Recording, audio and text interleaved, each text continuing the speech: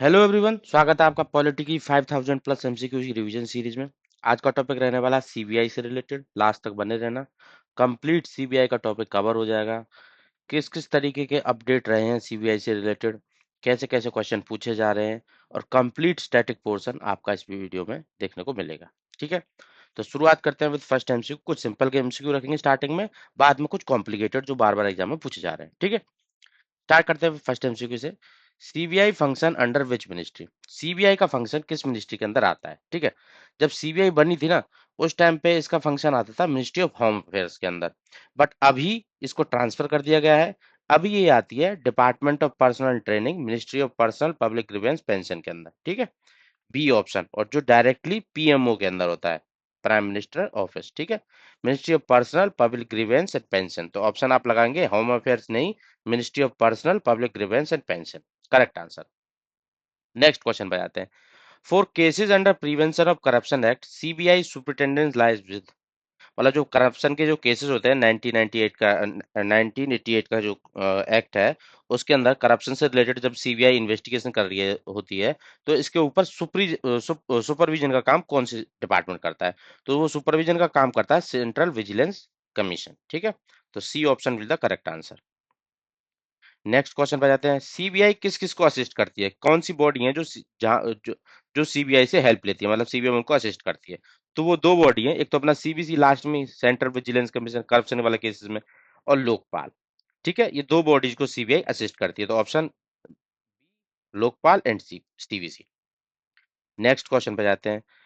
CBI is India's nodal police agency for coordination with, मतलब international level पे किसके साथ कोऑर्डिनेट करती है सीबीआई? वो करती है इंटरपोल के साथ।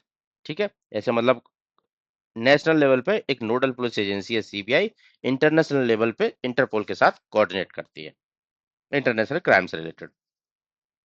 नेक्स्ट क्वेश्चन पे जाते हैं।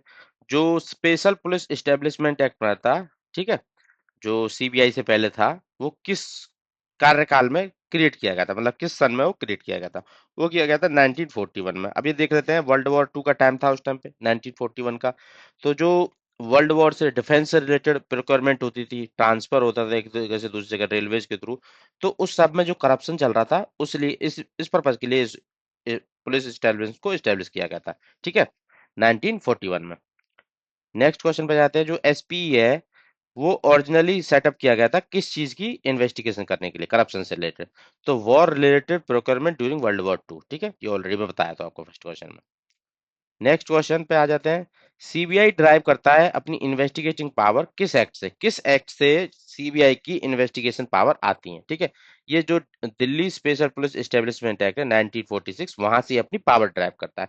अब लोग कुछ लोग सोचेंगे जैसे एक्ट के अंदर है, यहाँ से पावर ले रहा है, तो सीबीआई क्या स्टैट्यूटरी बॉडी है? नहीं, सीबीआई स्टैट्यूटरी बॉडी नहीं है, बस पावर यहाँ से ड्राइव करता है। Otherwise CBI is a executive resolution के थ्रू बनाई हुई बॉडी, ना कॉन्स्टिट्यूशनल बॉडी है, ना स्टैट्यूटरी बॉडी है। ये एक एग्जीक्यूटिव रेजोल्यूशन के थ्रू बनाई हुई बॉडी है। ये पावर भले ही डीएसपी एक्ट 1946 से ड्राइव कर रही है, but CBI is not a statutory body. याद रखना, यहीं पे एग्जामिनर क्वेश्चन पूछता है और यहीं पे बच्चे गलती करते हैं, क्योंकि एक्ट याद रखते हैं तो आंसर लगा देते हैं स्टैट्यूटरी, बट स्टैट्यूटरी आंसर नहीं है, एग्जीक्यूटिव रेजोल्यूशन के थ्रू बनी हुई बॉडी है ये। नेक्स्ट क्वेश्चन पे आ जाते हैं। DSP act which formalise the SP, जो एसपी बनी थी 1941 में, उसको डीएसपी एक्ट 1946 के थ्रू इन्हें मतलब फॉर्मुलाइज कर दिया गया था। तो क्वेश्चन वही पूछ रहा था कि 1946 में इसको फॉर्मुलाइज किया गया था। ठीक है, सीबीआई किस तरीके की बॉडी है? अभी मैं आपको रिसेंटली बताया हूँ, ना तो कॉन्स्टिट्यूशनल है, ना एक स्टैट्यूटरी बॉडी है। ये एक नॉन स्टैट्यूटरी बॉडी है, मतलब एग्जीक्यूटिव रेजोल्यूशन के थ्रू बनाई हुई बॉडी है 1963 में। इससे पहले एसपीई डीएसपी ही काम करती थी, 1963 में इसको सीबीआई को बनाया गया था, जो पावर लेता है अपना डीएसपी एक्ट 1946 से। तो ऑप्शन होगा non statutory body, executive resolution होता तो वो भी आंसर होता। ठीक है, तो C answer will the correct. The establishment of CBI was recommended, किसने रिकमेंड किया था कि सीबीआई बनानी चाहिए? ठीक है, तो ये रिकमेंड किया गया था सनातन कमेटी के प्रिवेंशन ऑफ करप्शन में जो कमेटी बैठी थी उसके द्वारा। नेक्स्ट क्वेश्चन पे जाते हैं। CBI formally establish by government of India in, कितने सन में सीबीआई को फॉर्मली, मतलब पहले एसपी ही आया था 41 में, फिर डीएसपी आया 46 में, सीबीआई कब आई?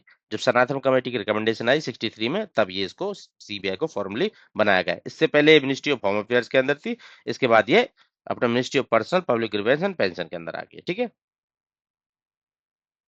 CBI was originally created to investigate, किस चीज के लिए मतलब सीबीआई को मेनली बनाया गया था उस टाइम पे, मतलब किस चीज में इन्वेस्टिगेट करिए। फ्यूचर में चाहे इसका स्कोप बढ़ा दिया गया है, बट ओरिजिनली किस चीज के लिए क्रिएट किया गया था? स्पेशल क्राइम इंक्लूडिंग डिफेंस के मैटर, करप्शन के, फ्रॉड के और सोशल क्राइम्स को लेके, इस पर्पज के लिए इसको बनाया गया था इनिशियल लेवल पे।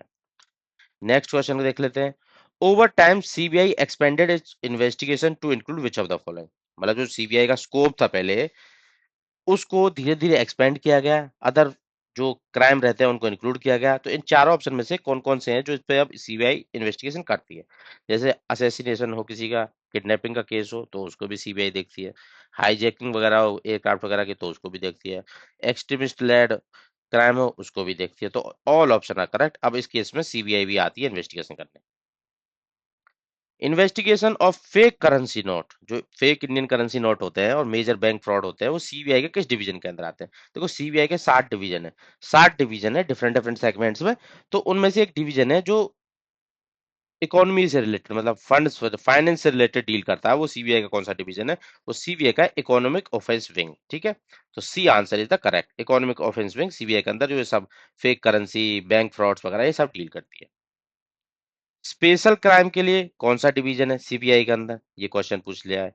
तो स्पेशल क्राइम के लिए बनाया हुआ है terrorism, bomb blast, mafia related crimes के लिए। ठीक है, ये स्पेशल क्राइम वाला डिवीजन किसके डील करता है? टेररिस्ट अटैक वगैरह हुए, बम ब्लास्ट वगैरह हुए, माफिया रिलेटेड क्राइम हुए, इन सब में डील करता है। सीबीआई कैन टेक अप सुयो मोटो इन्वेस्टिगेशन ओनली, मतलब खुद से इन्वेस्टिगेट करने के लिए सुयो मोटो केस लेने वाली है, बट उसमें कंडीशन लगती है। सीबीआई का एक सेंट्रल अथॉरिटी है, तो वो स्टेट में जाकर इन्वेस्टिगेशन नहीं कर सकती। उसको अगर स्टेट में इन्वेस्टिगेट करना है तो वहां से एक तरीके से जनरल कंसेंट लेना पड़ता है। ठीक है, जनरल कंसेंट लेना पड़ता है, तो स्टेट अगर उसको जनरल कंसेंट देगा तो ही वो इन्वेस्टिगेट कर पाएगा। बट यूटी जो डायरेक्टली अंडर सेंट्रल गवर्नमेंट होती है, तो वहां पे वो क्यूमेटिव बेस पे इन्वेस्टिगेट कर सकती है। ठीक है, एनी यूनियन टेरिटरी, क्योंकि वो डायरेक्टली सेंटर के अंदर आती है, सीबीआई भी एक सेंट्रल बॉडी है। स्टेट केस में उसको जनरल कंसेंट लेना पड़ता है और यूटी केस में नहीं लेना पड़ता, तो B will be the correct answer.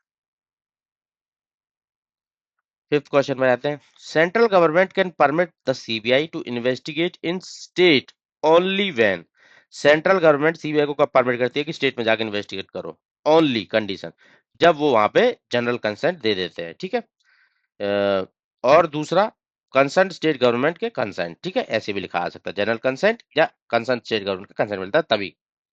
एक और केस होता है, उससे भी क्वेश्चन बार बार आते हैं। Which authority can order CBI to investigate anywhere India without state consent? State का कंसेंट लगता ही नहीं है, अगर इस अथॉरिटी ने बोल दिया आपको इन्वेस्टिगेट करना है तो आपको करना पड़ेगा, किसी स्टेट की कंसेंट की जरूरत नहीं है। तो ये हुए सुप्रीम कोर्ट और हाई कोर्ट। अगर सुप्रीम कोर्ट और हाई कोर्ट ने अगर इनको कंसेंट दिया है कि आप जाकर वहां इन्वेस्टिगेट करो, तो स्टेट की कंसेंट की कोई जरूरत नहीं होती। नेक्स्ट क्वेश्चन पे आ जाते हैं। लार्ज स्केल स्मगलिंग चल रही है नार्कोटिक्स की, कल्चर प्रॉपर्टी एंटिक्स वगैरह की, ये सीबीआई के किस डिवीजन के द्वारा डील किया जाता है? देखो, नार्कोटिक्स वगैरह पैसा इन्वॉल्व होगा, कल्चर प्रॉपर्टी यहाँ पे पैसा इन्वॉल्व होगा, एंटिक्स वगैरह का मतलब स्मगलिंग करना, एक तरीके से बेचना खरीदना, तो इकोनॉमिक क्राइम वाली ब्रांच इसको डील करती है। किडनैपिंग वगैरह, अब यहाँ पे तो रैंसम माफिया रिलेटेड, अब इसके लिए क्या आएगा? स्पेशल क्राइम ब्रांच होगी, स्पेशल क्राइम डिवीजन इनका। सीनियर सेंट्रल गवर्नमेंट ऑफिशियल के लिए केस के डील करने के लिए करप्शन से रिलेटेड, ये किस विंग के अंदर आता है? ये आता है सीबीआई के एंटी करप्शन डिवीजन के अंदर। नेक्स्ट क्वेश्चन पे आ जाते हैं। Serious economic fraud, import export, देखो इकोनॉमिक टर्म आ गई। अब इकोनॉमिक टर्म में जैसे ही आएगा तो सीधा answer economic crime wing CBI की। Central of bureau of investigation के कितने विंग है? हाउ मेनी मेजर विंग्स, कितने डिवीजन है मैक्सिमम? ठीक है, इसके तो इसके हैं 7 डिवीजन है मैक्सिमम, 7 के 7 डिवीजन यहाँ पे दिखाए हुए हैं। Anti corruption, economic offence, special crime, policy coordination, administration, directorate of prosecution, central forensic science laboratory. तो ये 7 डिवीजन है इसके अंदर, आपको ये याद रखने हैं। नेक्स्ट क्वेश्चन पे जाते हैं। एज पर लेटेस्ट अमेंडमेंट, अब लेटेस्ट अमेंडमेंट हुआ है डीएसपी एक्ट 2021 के अंदर। What is the maximum tenure CBI, maximum पूछा है, ये मत पूछना कि कितना टेन्योर होता है जनरली, मैक्सिमम पूछा है। CBI director can hold including extension, extension को इंक्लूड करने के बाद। वैसे जो होता है उसका जनरल टेन्योर सीबी डायरेक्टर का 2 साल का, पर इसने बोला एक्सटेंशन को भी इंक्लूड करना है, तो मतलब उसका एक्सटेंशन करके 5 साल तक हो सकता है। 3 बार उसका 1-1 साल के लिए एक्सटेंशन दे सकते हैं। तो इसलिए आंसर होगा 5 साल। अगर वो जनरली पूछता तो जनरली होता 2 साल विदाउट एक्सटेंशन, ठीक है, 2 साल। तो आंसर डी है इस केस में, क्योंकि इसने एक्सटेंशन को इंक्लूड करने के लिए बोला है। जैसे कि यहाँ पे मेंशन है 2 साल का टेन्योर होता है फिक्स। उसके बाद डीएसपी एक्ट को 1 साल के लिए हर बार बढ़ाया जा सकता है, 5 साल मैक्सिमम लिया जा सकता है। एक और क्वेश्चन पूछा जाता है बार बार एग्जाम में, मैंने आपको लास्ट लेक्चर में बताया था सीबीसी के बारे में, जब रिलेट कर रहे थे कि उसकी अपॉइंटमेंट कमेटी, डायरेक्टर वगैरह को कैसे अपॉइंट किया जाता है, कौन रिकमेंड करता है, ठीक है। तो उसके लिए मैंने बताया था PM plus leader of opposition plus home minister.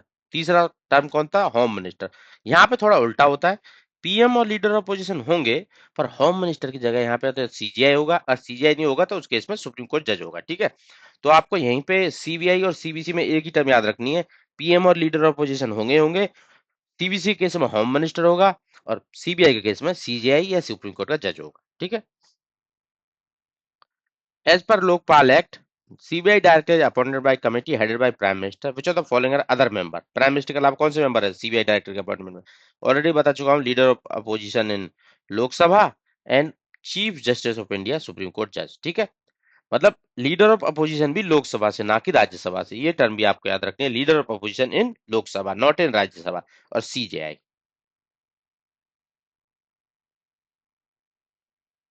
Next question पे आ जाते हैं। हेडक्वार्टर कहाँ पे है? जो सीबीआई का हेडक्वार्टर किस लोकेशन पे लोकेटेड है? ये क्वेश्चन भी आता है बार बार। हेडक्वार्टर है इनका दिल्ली के अंदर, लोधी रोड पे। Which institution was described by the supreme court of India as caged parrot? मतलब सुप्रीम कोर्ट ने केज्ड पैरट बोला था इस इंस्टीट्यूशन को, जो कि अपने मास्टर की वॉइस बोलता है। तो ये बोला गया था सीबीआई को 2013 में सुप्रीम कोर्ट के द्वारा, ठीक है। उस टाइम पे जो जज थे जिन्होंने इनको बोला था आर एम लोढ़ा जी, ठीक है। और ये coalgate coal block allocation case की जांच पड़ताल चल रही थी, तो उस टाइम पे बोला गया था 2013 के अंदर। सुप्रीम कोर्ट की जजमेंट थी विनीत नारायण केस में 1997। सिग्निफिकेंट है क्योंकि इससे क्या क्या बदलाव आए। तो ये Vineet Narayan versus union of India का केस था सुप्रीम कोर्ट में। तो ये मेजरली क्या था कि जो उसका टेन्योर होता है ना, उसको लेके था मेनली, टेन्योर को लेके, कि जो टेन्योर था उसको क्या कर दिया था कि उसको छुट्टी पे भेज दिया था विदाउट बताए हुए, और कोई टाइम पीरियड मेंशन नहीं किया कि कितने टाइम के लिए छुट्टी भेज दिया, ठीक है। तो उस उन्होंने केस किया, केस के बाद निकल के आया कि उसका टाइम पीरियड इतना होना ही होना चाहिए, 2 साल का फिक्स टाइम पीरियड होना चाहिए, ऑटोनॉमी होनी चाहिए सीबीआई डायरेक्टर से रिलेटेड। ये इस केस में निकल के आया था, और मैक्सिमम 2 साल के अलावा भी 2021 में जो अमेंडमेंट हुआ है, तो मैक्सिमम 3 बार उसको 1 साल के लिए बढ़ा सकते हैं, 5 साल का मैक्सिमम टेन्योर अब हो गया है, ठीक है। और 97 के अकॉर्डिंग फिक्स टेन्योर और ऑटोनॉमी वाला केस आया था। Officer of CBI are primarily drawn from, किस ऑल इंडिया सर्विस से मेजरली जो सीबीआई के ऑफिसर होते हैं वो लिए जाते हैं? ये लिए जाते हैं आईपीएस कैडर से, मेनली आईपीएस से लिए जाते हैं, ठीक है, क्योंकि पुलिस वाला ही काम है यहाँ पे। CBI function under the department of government of India, किस डिपार्टमेंट के अंदर काम करती है? मैं बता चुका हूँ आपको, ministry of personal publication and pension के अंदर ये रहती है, पीएमओ के अंदर डायरेक्टली। तो डिपार्टमेंट कौन सा है? वो डिपार्टमेंट है department of personnel and training, C correct answer. Motto क्या है सीबीआई का, ठीक है, और किस लैंग्वेज में लिखा है, ये क्वेश्चन पूछ रहा है।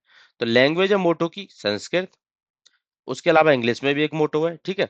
संस्कृत संस्कृत में भी जो रहते हैं वो संस्कृत में लिखा हुआ है। उसके साथ इंग्लिश में ये इंडस्ट्री इम्पार्शियलिटी इंटीग्रिटी, ये भी इसका मोटो है, ठीक है। और जो सत्यमेव जयते वो कहाँ से लिया गया है? मुंडका उपनिषद से, ये भी याद रखना है, क्वेश्चन कई बार एग्जाम में आया हुआ है। सत्यमेव जयते ट्रुथ ओनली ट्रम्प्स, ये मुंडका उपनिषद से लिया हुआ है। किस उपनिषद से? मुंडका उपनिषद से। डीओपीटी डिपार्टमेंट में आने से पहले सीबीआई किस डिपार्टमेंट मिनिस्ट्री के अंदर काम करती थी? काम करती थी मिनिस्ट्री ऑफ होम अफेयर्स के अंदर। तो इसी के साथ सीबीआई से रिलेटेड सारे एमसीक्यू कवर हो गए हैं जो एग्जाम में पूछे गए हैं, फ्यूचर में भी पूछे जाएंगे। इससे ज्यादा एडवांस कुछ भी नहीं है। अपॉइंटमेंट को लेके हो गया, केसेस को लेके हो गया, इसके फंक्शन क्या है, इसके विंग्स कितने हैं, इसमें कितने मेंबर होते हैं, ठीक है, और ये किस मिनिस्ट्री के अंदर आता है, इसको बनाया कब गया था, इससे पहले कौन सा देखता था करप्शन को, तो वो सब कुछ कवर हो गया। इससे ज्यादा कुछ भी नहीं है इस टॉपिक में। यही क्वेश्चन आते हैं। 10-15 मिनट का वीडियो होगा, बार बार देखना, समझना। नोट्स पीडीएफ में डाल दूंगा अपने टेलीग्राम चैनल पे, उसके डिस्क्रिप्शन आपको नीचे मिल जाएगा, डिस्क्रिप्शन में लिंक। तो चलिए मिलते हैं नेक्स्ट एपिसोड में। Thank you.